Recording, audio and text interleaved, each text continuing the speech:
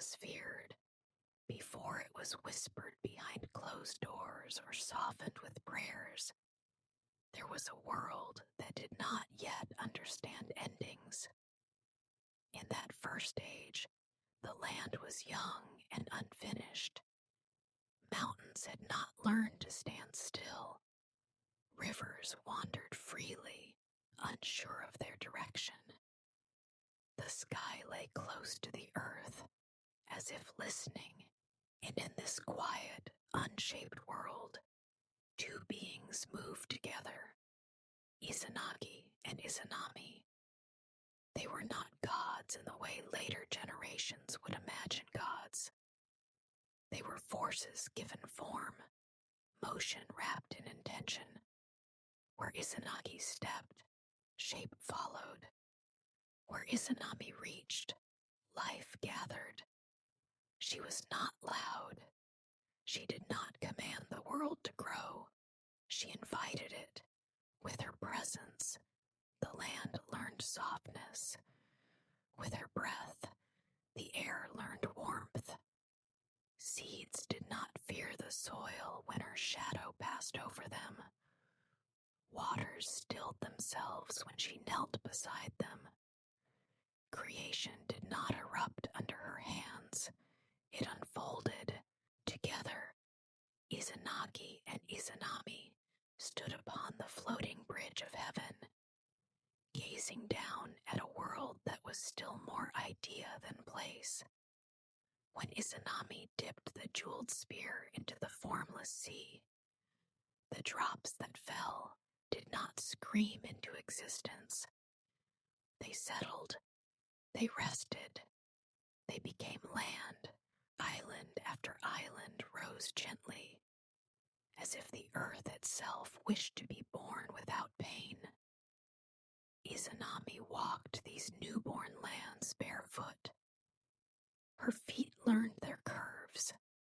Her hands traced their edges. And where she lingered, life followed, not suddenly, but faithfully. Grass did not rush upward. Trees did not compete for the sky. Everything grew with patience, as though the world already understood that time would one day be precious. She gave birth not only to mountains and rivers, but to rhythm. Day learned to follow night. Silence learned when to speak. Stillness learned when to move. And Izanagi watched her with something that was not yet called love, but was already deeper than duty. For creation required balance, and Izanami was balance given shape. Yet even in that first age, something unseen waited. Not evil, not malice, only consequence. For creation, no matter how gentle, always leaves a shadow where something else must begin. Izanami felt it before it arrived, a quiet tightening beneath her breath, a heaviness in moments that once flowed freely. She did not name it. Names give power, and this thing was not ready to be known. Instead, she continued, she brought forth fire, and with fire came warmth, but also pain. The flames did not ask permission. They burned as much as they illuminated. And in bringing them into the world, Izanami crossed a boundary that had never before existed. Creation asked something back. When her strength faltered, the world did not stop. Mountains still stood. Rivers still moved. Life still breathed. But Izanami did not rise as she once had. As Izanagi knelt beside her, the sky felt farther away than it ever had before. The air no longer listened, and in that moment, before death had a name, before sorrow had language, the world learned its first silence, not the silence of peace, the silence of something that would never return unchanged. Izanami closed her eyes, not knowing that when she opened them again, the world she had shaped would no longer be hers. Izanami awoke not to darkness, but to a silence that felt heavier than night. There was no ground beneath her feet, yet she did not fall. There was no sky above her, yet she felt watched, not by eyes, but by absence. The warmth she had carried through creation was gone. In its place lingered a cool stillness, a quiet that did not resist her presence, but did not welcome it either. This was not a place meant for the living, and yet it was not hostile. Yumi did not reach out to claim her. It simply waited. Izanami moved forward, guided by instinct rather than sight. Her steps made no sound. Her breath did not disturb the air. Behind her, the world she had shaped continued without pause. Rivers flowed. Mountains held their ground. Life breathed on, unaware that one of its first architects had crossed a boundary that could not be reversed. Yomi was not fire. It was not ice. It was not torment. It was finality without cruelty. In the distance, shapes formed, not spirits, not gods, but echoes. Remnants of lives already surrendered to stillness. They did not speak. They did not reach for her. They simply existed, as though the act of being remembered was already too much. Izanami felt no fear. Fear belonged to those who resisted what had come.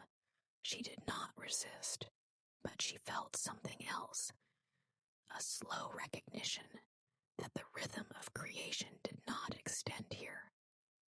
In Yomi, nothing unfolded, nothing became, everything remained. Time did not move forward, it rested.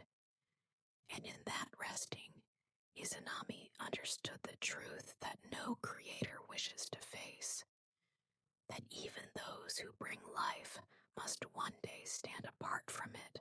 She touched her own hands and felt them altered, not broken, not corrupted, changed. The warmth that once stirred seeds and softened stone now lingered only as memory. Her body no longer responded to intention the way it once had. Creation no longer followed her will. She was still divine, but her divinity had shifted. Far above, beyond the layered silence of Yomi, Izanagi knelt where he had left her. He spoke her name into the wind until his voice broke. The world echoed it back without understanding. Grief had entered creation, not as destruction, but as longing. And longing, like silence, changes everything it touches. Izanagi could not accept a world where Izanami did not walk beside him. He had shaped land and sky, but he had never learned how to release what he loved.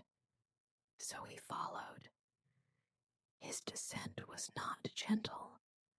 Where Izanami had slipped quietly into Yomi, Izanagi tore his way through its threshold, bringing with him light that did not belong there. For the first time, Yomi stirred. Shadows recoiled, stillness fractured, and somewhere within the unmoving dark, Izanami felt it. A disturbance. A presence that remembered the warmth she no longer carried. She turned. knowing before she saw him that Izanagi had crossed into a realm from which no living thing should return. She wanted to warn him, but words like creation did not behave the same way here. Izanami felt him before she saw him. The stillness of Yomi shifted, as if the air itself had drawn a breath it did not need. Something warm moved through the unmoving dark, and with it came memory. Light. Not the patient light of dawn, nor the gentle glow that once rested on newborn islands, but a living light, restless and searching. Izanagi. He called her name, and the sound of it cut through Yomi like a wound. It echoed where echoes were not meant to exist, and the silence recoiled, disturbed by affection. Izanami turned away, not from anger, not from shame, but from understanding. This place was not meant to be seen by the living, and the living were not meant to see what waited here. Yet Izanagi came closer, his steps heavy against a ground that did not wish to remember them. His breath stirred the fog, and with every step, Yomi resisted him more. "I came for you," he said, as if intention alone could undo consequence. Izanami did not answer at first. Words felt fragile here, too thin to carry truth. "You must not look at me," she finally whispered, her voice softer than the silence itself. "Not here, not now." Izanagi heard only what he wanted to hear. A boundary sounded like hesitation to him. A warning sounded like fear. He reached toward her, bringing with him the warmth of the world above, of rivers still flowing, of land still growing, of life still unfolding without her. That warmth burned. Where his light touched Yomi, shadows twisted, stillness cracked, the realm recoiled as though wounded, and in that moment, Izanami understood that love, when carried without restraint, can become a form of violence.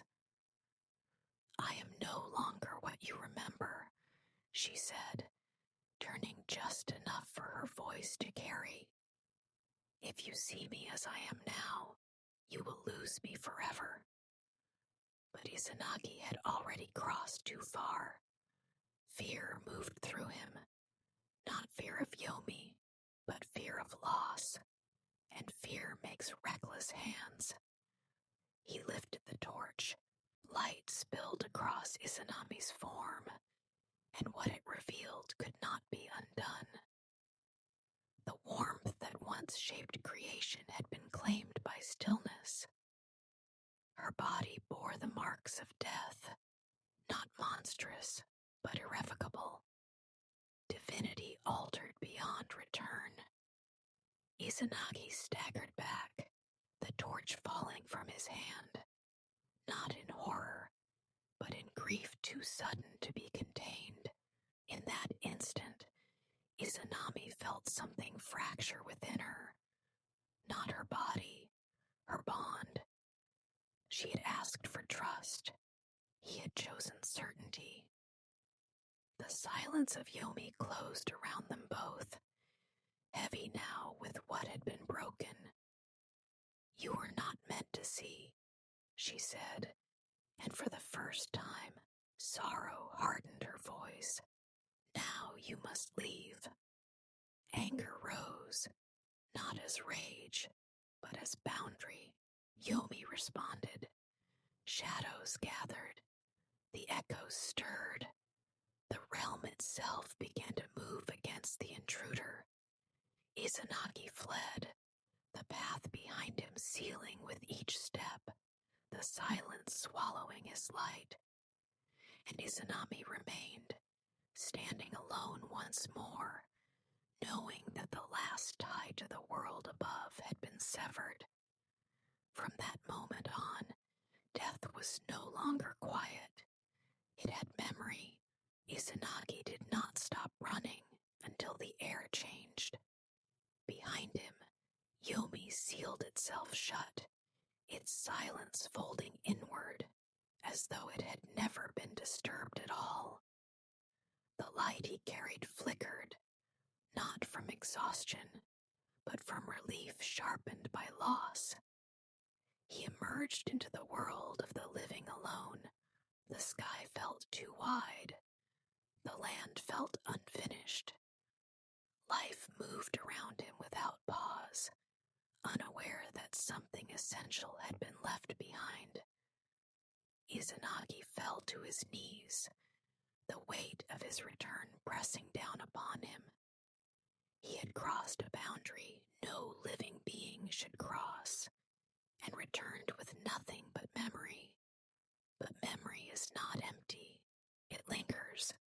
It reshapes. Far below, in the unmoving depths of Yomi, Izanami stood where he had left her. The echo of his footsteps faded, but the wound his presence carved remained. She did not weep. Tears belong to the living, to those who still expected things to change. Instead, she felt a settling, a quiet hardening of resolve. The world above would continue without her. Creation would move forward, now carrying grief as one of its rhythms. Izanami understood then that her role had shifted completely. She was no longer a mother of life. She had become its boundary. Through the silence, she spoke, not to Izanagi alone, but to the world itself. Each day, she said, I will claim 1,000 lives. Her voice did not rage. It did not threaten. It stated what had become inevitable. From the land of the living, Izanagi answered, his voice trembling, but still bound to creation. Then each day, he replied, I will bring forth 1,500 more. Thus, without ceremony, death and birth were woven together, not as enemies, as balance. From that moment on, life would not arrive without departure. Growth would not come without loss. Every beginning would carry an ending within it. The world accepted this bargain silently. Mountains did not collapse. Rivers did not reverse their flow. Children were still born. Elders still faded. But now, the rhythm was complete. Izanami remained in Yomi, not as a prisoner, but as a presence that could not be ignored. Death was no longer a shadow. It was a destination. And in becoming that destination, Izanami did not lose her divinity. She transformed it. Where she walked, stillness followed, not empty, but full of memory. The echoes gathered around her, not as servants, but as witnesses. They did not fear her. They understood her, for they, too, had crossed the final threshold. Above, Izanagi purified himself, washing away the residue of death from his body.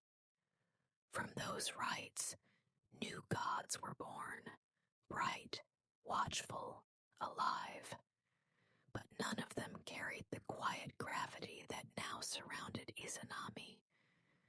She had become something rarer than creation. She had become permanence, and though the living would speak her name with hesitation, with lowered voices, they would speak it all the same. For death, once named, cannot be forgotten. Yomi did not change. That was its nature. While the world above adjusted to the new rhythm of birth and loss, while seasons learned to arrive and depart in quiet agreement, the realm beneath remained unmoved. And within that stillness, Izanami watched. She did not rule with command. She did not judge. She did not punish. She observed. Souls arrived without ceremony. They came not as they had lived, but as what remained when breath no longer held them together. Some arrived gently, their memories folding inward like closing wings. Others arrived tangled in longing, still reaching for names that no longer answered. Yomi received them all without distinction. Izanami stood at the threshold, not as a gate, but as an inevitability. Her presence did not frighten them. Fear had already been exhausted by the journey. What they felt instead was recognition, a quiet understanding that movement had ended. She spoke rarely. Words were unnecessary here. Yomi was not a place of explanation. It was a place of acceptance. Above, the living began to sense her. They did not see her, but they felt her absence. In the quiet after breath leaves the body, in the still moment before grief finds language, in the pause between heartbeat and memory, she was there. Izanami did not resent the world that continued without her. Resentment belonged to those who expected permanence. She had learned what permanence truly meant, not continuation, but stillness. Occasionally, echoes of the living reached her, names spoken at shrines, offerings placed carefully in silence, prayers shaped not by hope, but by respect. She did not answer them. Answers implied change, and change was no longer her domain. Yet she listened, for even in Yomi, listening mattered. Far above, Izanagi moved forward, shaping the world with renewed intention. He did not speak her name lightly. When he did, it carried weight. Between them, an understanding settled. Not reconciliation, but equilibrium. They no longer reached for one another. They upheld the distance that kept the world intact. In Yomi, time did not pass, but memory did. And Izanami learned that even stillness carries motion, not forward, but inward. She became the place where endings learned to rest. As the ages turned above, the living learned to mark time. They counted days by the sun's patience, years by the quiet return of blossoms, and lives by the moments that refused to stay. But beneath all counting, beneath every measure, Yomi remained untouched, and Izanami remained within it. Her presence did not grow heavier, nor did it fade. It settled into the shape of the world itself. What once had been feared as absence became understood as passage. The living began to sense that death was not an enemy that pursued them, but a destination that waited without judgment. They built rituals slowly, not out of command, but from intuition. Candles were lit not to chase away darkness, but to acknowledge it. Incense rose not to summon mercy, but to soften farewell. Without knowing her name fully, they honored her domain. Izanami felt these gestures like distant ripples, They did not disturb Yomi, but they reached it. And in reaching, they transformed her role once more. She was no longer only the boundary. She had become the listener. Each soul that crossed into Yomi carried with it a final echo of the world above. A breath, a memory, a moment left unfinished. Izanami did not gather these echoes. She allowed them to settle. Yomi was not a place of forgetting. It was a place where nothing was forced to leave. Above, stories formed. They spoke of a goddess who waited beyond life, not with cruelty, but with certainty. They spoke of a realm where noise fell away, and where even sorrow eventually learned to rest. These stories did not frighten children. They calmed them. For what is known is less terrifying than what is imagined. Izanami understood then that silence, when held with care, becomes sacred.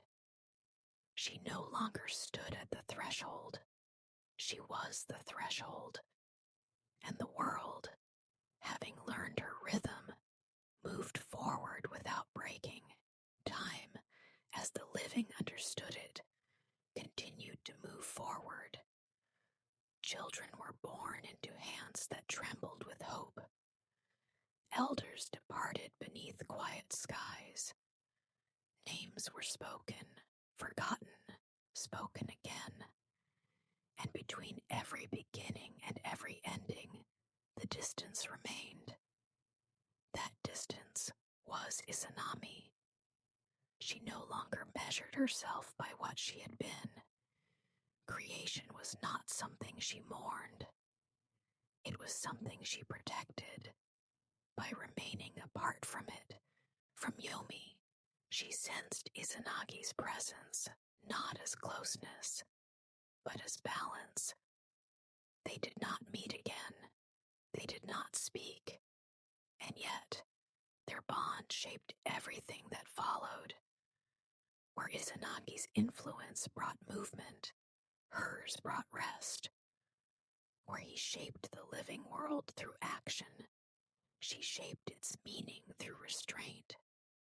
The living often imagine death as a doorway, but Izanami knew it was not a door. Doors imply return. Yomi offered no such promise. Instead, it offered release. Souls arrived less burdened now. The stories told above had softened the journey. Fear had been replaced by familiarity. To know that someone waited, not to judge, not to demand, but to witness, was enough. Izanami did not intervene. She allowed the living to live fully, precisely because she did not follow them. Her stillness gave weight to their motion. Her absence gave meaning to their presence. This was the truth no creator wishes to learn, but every world requires. That preservation does not come from holding on, but from letting go completely. In Yomi, nothing decayed further, nothing healed, nothing changed. And in that unchanging state, the world above found the freedom to transform endlessly. Izanami stood, not at the edge of death, but at the heart of continuity. Not every farewell was sudden. Some arrived slowly, stretching themselves across years, allowing the living to prepare without knowing they were doing so. Izanami sensed these departures long before they reached Yomi. They carried a different weight, lighter, quieter, almost willing. Such souls did not resist the stillness. They stepped into it as one steps into deep water, knowing the current would hold them. Yomi welcomed them without sound. Here, memory did not fade. It softened. Sharp edges dulled. Pain lost its urgency. Love remained, not as longing, but as shape. Izanami learned that what survived death was not what had been loudest in life. It was what had been sincere, promises spoken without witnesses, hands held when no reward followed, moments of stillness chosen freely. These gathered gently in Yomi, settling like dust illuminated by distant light. Above, the living began to understand loss differently. Grief no longer demanded answers. It asked for presence. People sat longer in silence. They spoke names more softly. They allowed absence to exist without filling it. In these moments, Izanami felt closest to the world she had left, not through return, but through resonance. She did not reach upward. She did not need to. The living had learned to pause, and in pausing, they brushed against her domain. Yomi remained unchanged, yet the way souls entered it had transformed. Fear loosened its grip. What remained after goodbye was no longer emptiness. It was quiet continuity, and Izanami, standing within that quiet, understood that even endings could become gentle when allowed to be complete. There came a time when the living no longer spoke of death as an interruption. It was not denial. It was understanding. Life moved forward with a new gentleness, as though aware that every moment carried weight precisely because it would not last. Izanami felt this shift clearly. Yomi did not change, but the manner in which souls approached it did. They no longer arrived tangled in questions. They came carrying acceptance, as if the world above had finally learned the rhythm she had set long ago. This was not surrender, it was alignment. In the living world, rituals evolved quietly, not grand ceremonies, but small acts repeated with care. A cup of water placed beside the doorway. A lamp left burning a little longer than necessary. A name whispered once more before sleep. These gestures did not summon Izanami. They acknowledged her, and acknowledgement she knew was the purest form of respect. She stood within Yomi not as an ending, but as a constant. The echoes that once clung to sorrow now rested easily in stillness. They did not seek release. They had arrived. Above, Izanagi continued his work, shaping and reshaping the living world with measured hands. He did not attempt to cross the distance again. The agreement between them held firm. Life would move. Death would wait. Neither would overstep. This balance did not weaken the world. It strengthened it. For a world that understands its limits, learns how to endure. Izanami felt no triumph in this realization. Triumph belongs to change. What she felt instead was completeness. The world no longer strained against her presence. It flowed around it. And in that flow, the final truth of creation settled gently into place. Nothing announced the ending. There was no sign in the sky, no tremor in the earth, no closing of gates. Endings, Izanami had learned, never arrive with ceremony. they simply become. Yomi remained as it had always been, quiet, unmoving, patient. And within it, Izanami stood not as a figure apart, but as the shape that silence had taken. Souls continued to arrive. Life continued to unfold above. The rhythm held. Nothing demanded more. In this balance, the world rested. Izanami no longer measured time by what passed through Yomi. She no longer counted arrivals or listened for echoes. Her presence had become constant enough that it no longer needed attention. This was the final transformation. To exist so completely that one is no longer noticed, yet always felt. Above, the living moved gently through their days. They did not rush joy. They did not flee sorrow. They understood now that every moment carried meaning because it was held between beginning and release. When night came, they slept more deeply, and in sleep, they brushed against the stillness that Izanami guarded. Dreams softened the edges of fear. Rest dissolved resistance. In these quiet hours, the boundary between worlds thinned, not for crossing, but for understanding. Izanami listened, not to voices, but to the absence of struggle. This was what she had become, not death as punishment, not death as loss, death as rest. As the world turned once more toward dawn, nothing changed, and that was the miracle. For when silence is allowed to remain, life learns how to breathe. And when life breathes fully, death no longer needs to speak. Somewhere, far above, a new beginning waited quietly for its turn. And somewhere, beneath all motion, Izanami stood, not watching, not waiting, but holding space. Where silence begins, where it always will,